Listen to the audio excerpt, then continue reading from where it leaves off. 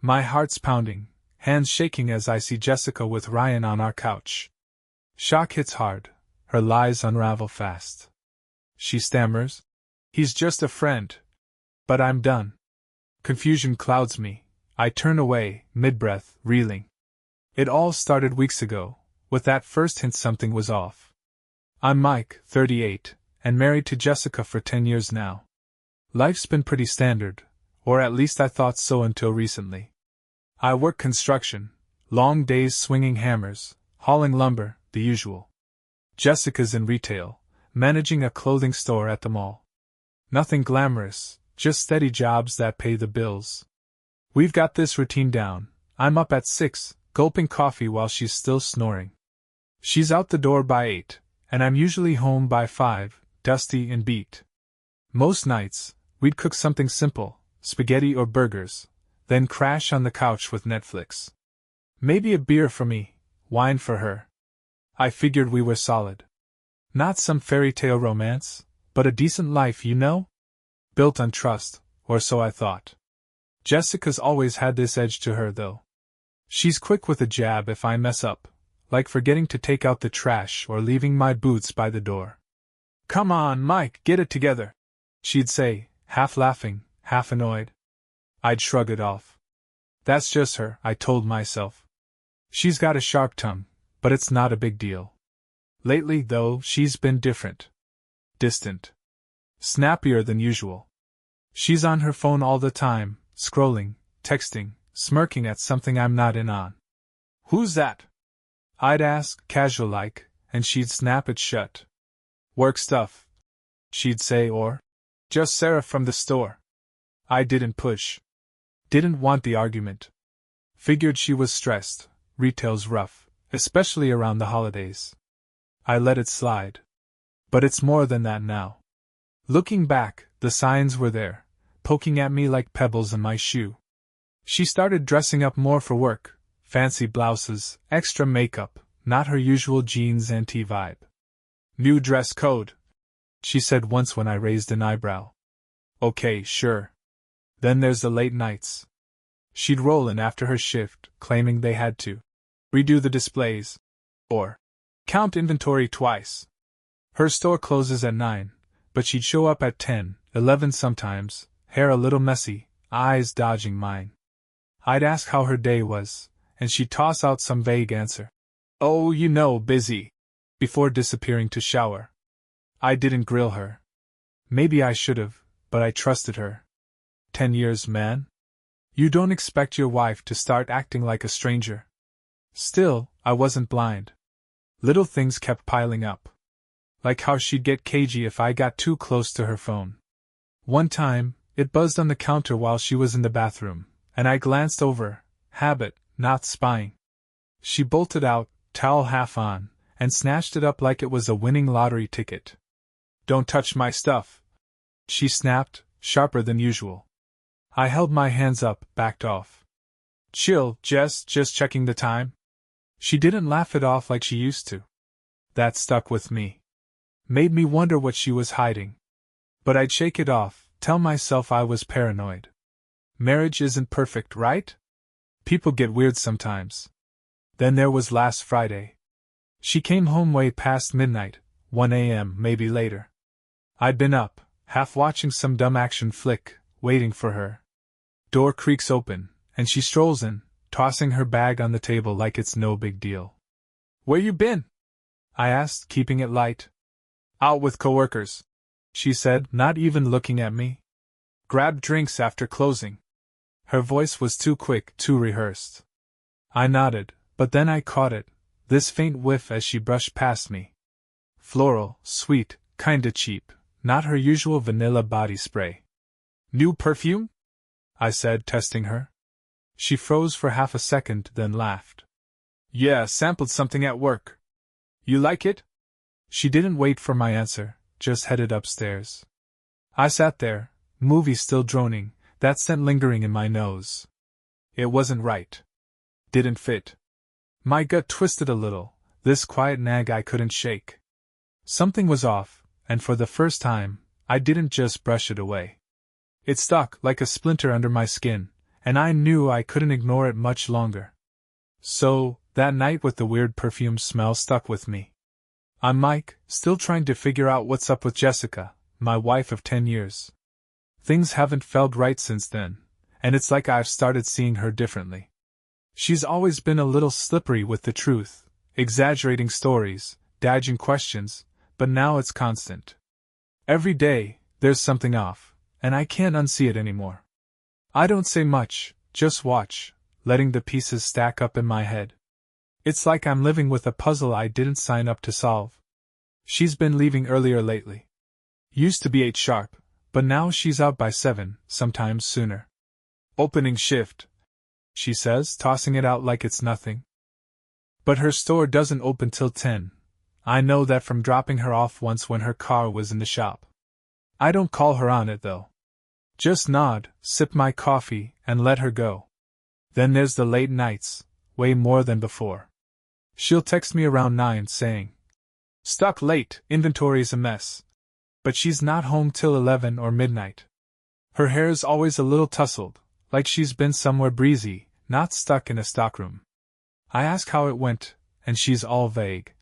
"Oh, you know, same old chaos," before bolting to shower. Every time, it's the same dodge. Her phone's a fortress now. She used to leave it lying around, no big deal, but these days, it's glued to her hand.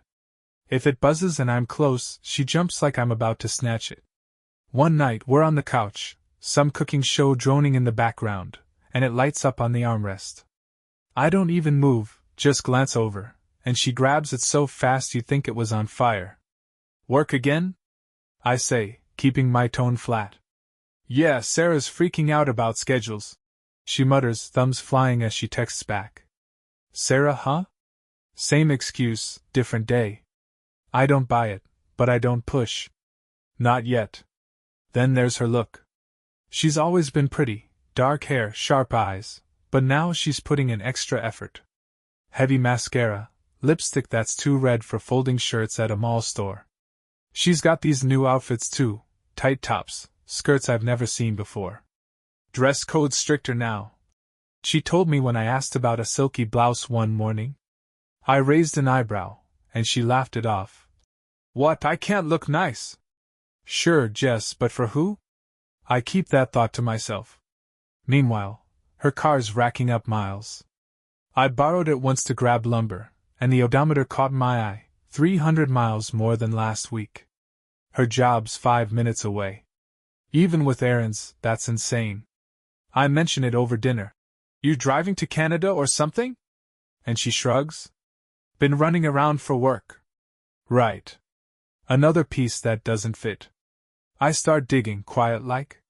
Not confronting her, just observing, testing the edges of her stories. One day, she says she's grabbing coffee with a coworker after work. I check her purse later for my spare keys and spot a receipt, some diner 2 towns over, timestamped 7 p.m. when she said she was local. $15 for 2 coffees and a slice of pie. 2 coffees? She didn't mention anyone else. I tuck it in my pocket, don't say a word. Another time, she's humming in the kitchen, happier than usual, and I peek at her coat on the hook. There's this faint cologne smell, same cheap musk I caught before. Not mine. My stomach twists, but I keep my face blank, stir my cereal like it's no big deal.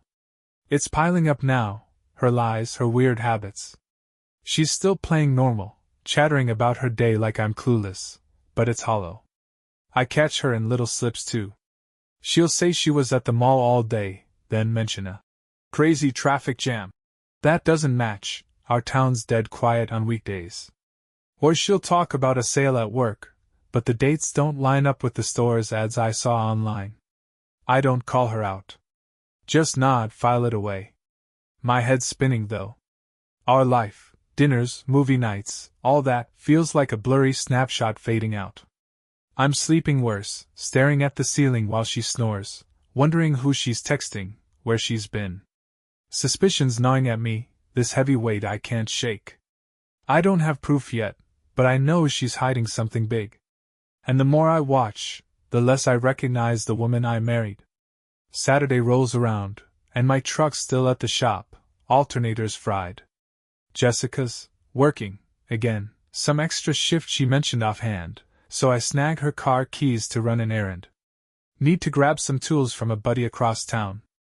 I hop in her sedan, adjust the mirror, and that's when it all goes sideways. I'm rummaging in the glove box for a phone charger, mine's dead, when my fingers hit something papery. I pull it out. It's a motel receipt, creased and shoved in there like trash. Some dive called the Pine Rest Inn, 2 towns over. Dated last Tuesday, $30 for 3 hours, paid cash. My pulse kicks up.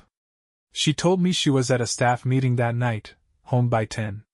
This says check-in at 6 p.m., out by 9. I sit there, holding it, trying to make it fit somewhere that doesn't hurt. Maybe a coworker borrowed her car? But deep down, I know that's a lie I'm telling myself. I should stop there, but I don't. I lean over to fix the seat, it's pushed back too far, and this smell hits me. Cologne, cheap and loud, like someone doused the upholstery in it. Not my scent, I don't wear anything that strong. It's musky, cloying, sticking in my throat. My hands start shaking a little, and I'm not sure why yet, but I keep going. I slide my fingers under the passenger seat, fishing around. There's a candy wrapper, some dust, then something else, fabric. I pull it out, and my stomach drops. A pair of guys' boxers, black, wadded up. Not mine. I wear plain briefs, not this flashy stuff. I stare at them, sitting on the seat, and it's like the air gets sucked out of the car. This isn't a mix-up. This is proof. My head's buzzing, loud and quiet all at once. I drop the underwear, wipe my hand on my jeans like it'll erase what I just touched. The receipt's still in my lap, that cologne's choking me, and it's real, Jessica's been with someone else. My wife, the woman I've been with for a decade, is cheating. I don't scream or punch the dash. I just sit there, parked in our driveway, letting it wash over me. My heart's thumping hard, but my body feels heavy, like I'm sinking into the seat. I think about her coming home late all those times, brushing me off with, "Work was crazy." Every lame excuse she fed me flashes up, and I see it now, how she dodged my eyes, how she'd rushed to shower. It's been going on right under my nose, and I was too dumb to catch it. I feel sick, this sour twist in my gut. Anger flares up, she's been playing me, laughing behind my back with some jerk who can't even keep his clothes in one place. But then it fades into something worse, this empty, raw ache. 10 years together, fixing up our house, planning a future, all that, and she's tossing it for what? A quick fling in a $30 motel? I picture her there, with him, and it's like a bad movie I can't pause. My hands clench the steering wheel, not hard, just enough to feel something solid. I don't know who he is, some guy from her store, a random pickup? Doesn't matter. What matters is she lied, over and over, and I ate it up. I shove the boxers back under the seat, crumple the receipt and jam it in my pocket. Don't know why, guess I don't want them staring at me anymore.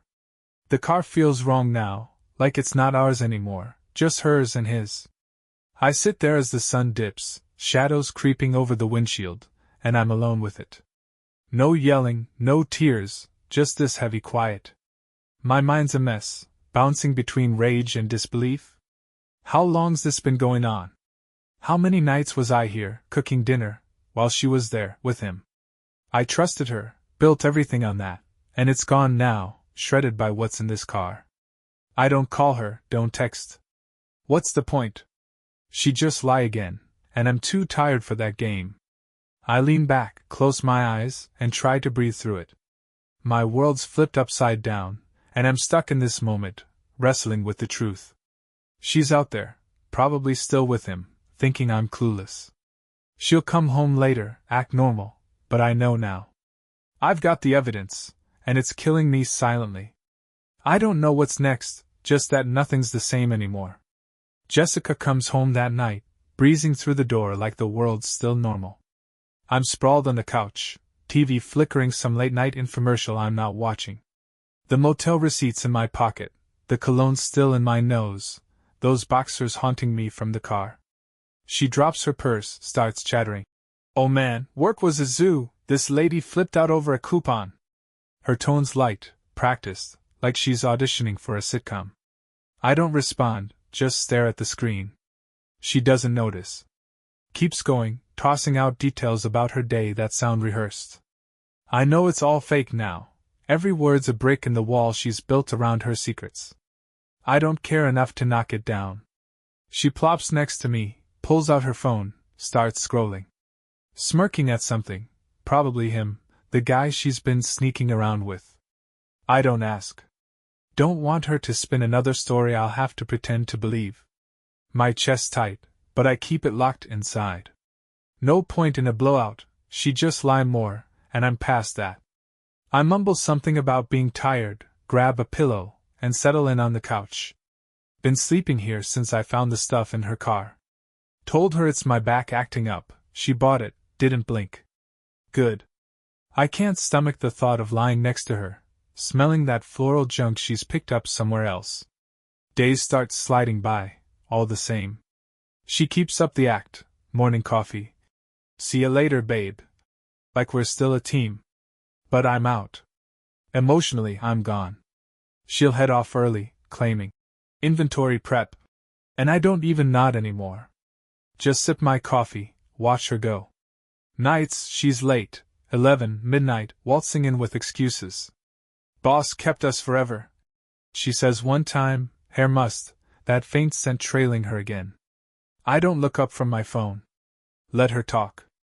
It's background noise now, like a radio I can't turn off but don't have to hear. She doesn't see I've checked out, or doesn't want to.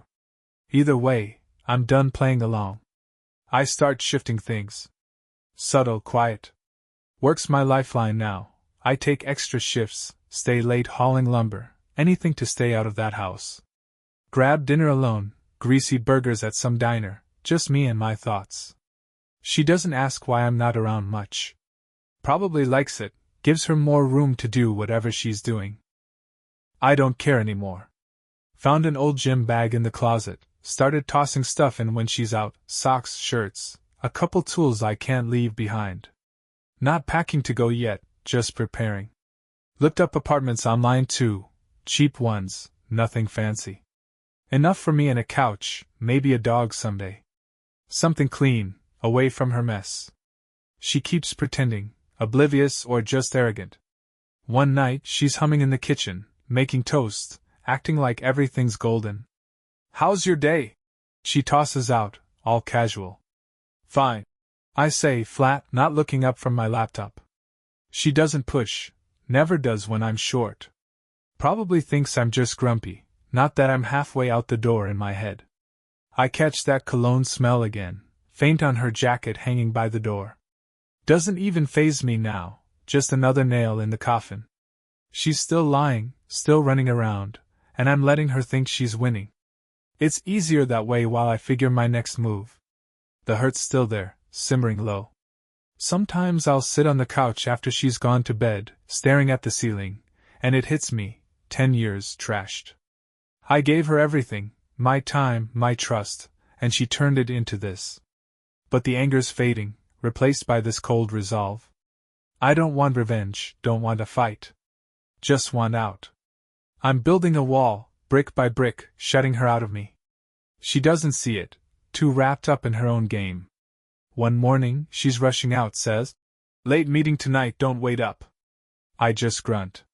She smiles, heads off, and I'm already Googling lease terms. It's not dramatic, no yelling, no tears in front of her. Just me, pulling away, step by quiet step. I'm not the guy I was before that Saturday. That mic's gone, buried under the wreckage she left. This one's harder, quieter, ready to cut loose. She can keep her lies, her motel trips, her mystery guy. I'm done carrying them. The pain's still raw, but it's fuel now, pushing me to something else. I don't know what's on the other side yet, but I'm getting there, one packed bag at a time. It's a Tuesday when I finally do it. I've been coasting on fumes for weeks, couch sleeping, dodging Jessica's fake cheer. That gym bag I've been stashing stuff in, shirts, jeans, my favorite wrench, is full now. I wait till she's in the kitchen, messing with the coffee maker, all oblivious. I grab the bag, sling it over my shoulder, and walk in. I'm leaving, I say, voice steady, no room for debate. She freezes, cup halfway to her mouth, and blinks at me. What? Like for work? She says, playing dumb. No, Jess.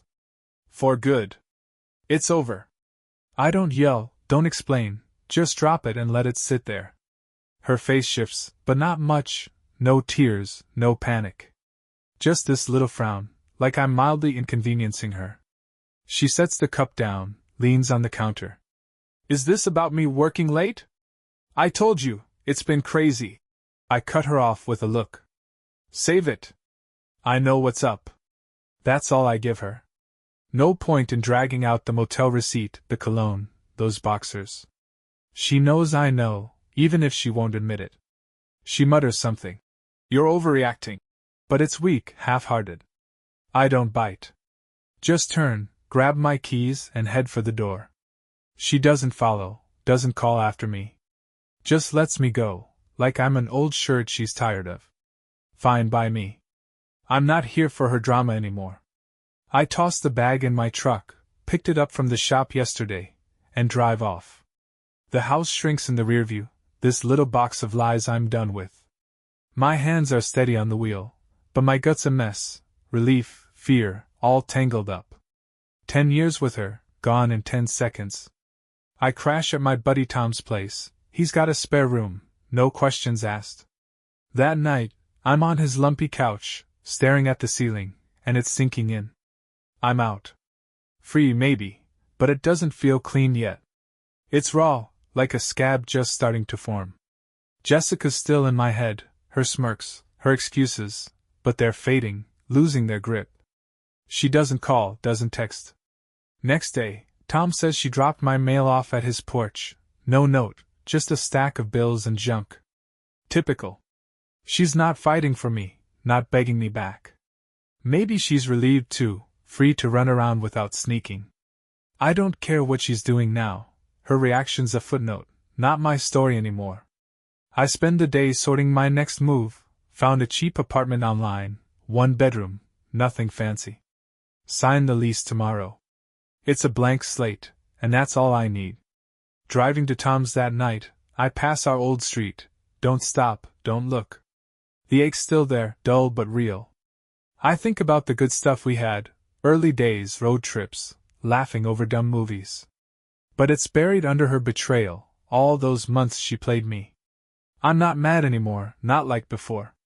Just tired, ready to let it go. I crank the radio, let some old rock song drown out the quiet. It's not a victory lap, too messy for that, but it's a start. Lying in Tom's spare room later, I'm restless. Future's wide open, and it's scary as heck. No wife, no house, just me and a bag of clothes. But it's mine, no lies weighing it down. I don't know what's next, new job, new town, maybe just a quiet life with a dog. I'm figuring it out, one shaky step at a time. Jessica's a ghost now, fading fast. Her voice, her games, they're behind me, echoes I won't chase. I close my eyes, breathe deep, and for the first time in months, I feel the weight lifting. Uncertain, sure, but free. That's enough for now. Leave a comment with your thoughts on the story. And subscribe to our channel so you don't miss new interesting stories. See you soon.